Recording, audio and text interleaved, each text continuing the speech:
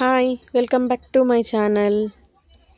ఈరోజు నేను మీ అందరి కోసం కాకరకాయ వేపుడైతే చేదు లేకుండా ఎలా చేసుకోవాలో చూపించబోతున్నాను. చేదు లేకుండా అంటే మరీ అంత పర్ఫెక్ట్గా కాదు, కొంచెం చేదైతే వస్తుంది. కాకరకాయ ఉండేదే చేదు కాబట్టి. ఇప్పుడు చేదు రాకుండా ఉండడానికి సాల్ట్ వాటర్ తీసుకున్నాను. అందులోకి నేనైతే మజ్జిగ వేసుకుంటున్నాను. మజ్జిగలో కాకరకాయలను ఒక హాఫ్ అన్ అవర్ పాటు నానబెట్టుకుంటే కొంచెం చేదైతే పోతుంది. ఇలా రౌండ్గా పీసెస్లా అయితే కాకరకాయని కట్ చేసుకుంటున్నాను. మీరు కావాలంటే ఏ షేప్లో అయినా కట్ చేసుకోవచ్చు.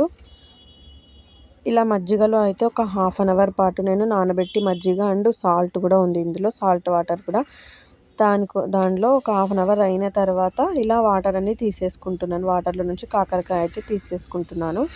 ఇప్పుడు ప్యాన్ పెట్టుకొని అందులో ఒక 2 to 3 టేబుల్ స్పూన్స్ వరకు ఆయిల్ వేసుకొని అందులో కాకరకాయలను అయితే బాగా కుక్ చేసుకోవాలి. ఆయిల్లోనే మగ్గనివ్వాలి వాటర్ అంతా దిగిపోయిన తర్వాత. ఇలా లో ఫ్లేమ్లో పెట్టుకొని వీటిని అయితే ఫ్రై చేసుకుంటూ ఉండాలి. ఇప్పుడు పక్కన అయితే మనం ఒక చిన్నది రోలు తీసుకొని అందులో ఒక స్పూన్ కారం, పసుపు, అలాగే కొంచెం ఉప్పు, అలాగే కొంచెం జీలకర్ర. ఇక్కడ నేను వెల్లుల్లి తీసుకోవడం లేదు, మీరు కావాలంటే వేసుకోవచ్చు వెల్లుల్లి కూడా. తీసుకొని పేస్ట్ లాగా చేసుకోవాలి. కాకరకాయ ఇలా కలర్ చేంజ్ అయిన తర్వాత ఆయిల్ నుంచి సపరేట్ చేసుకోవాలి. అదే ప్యాన్లో ఆయిల్ కొంచెం ఆవాలు అవన్నీ వేసుకున్న తర్వాత మనం ఫ్రై చేసి పెట్టుకున్న కాకరకాయ అయితే ఇందులోకి వేసుకుంటున్నాను.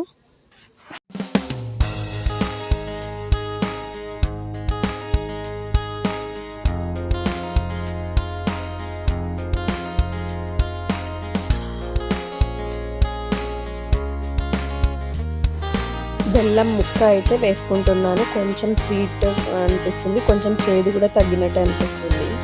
Thank you for watching. Please subscribe to my channel. మీరు కూడా ట్రై చేయండి ఈ రెసిపీని.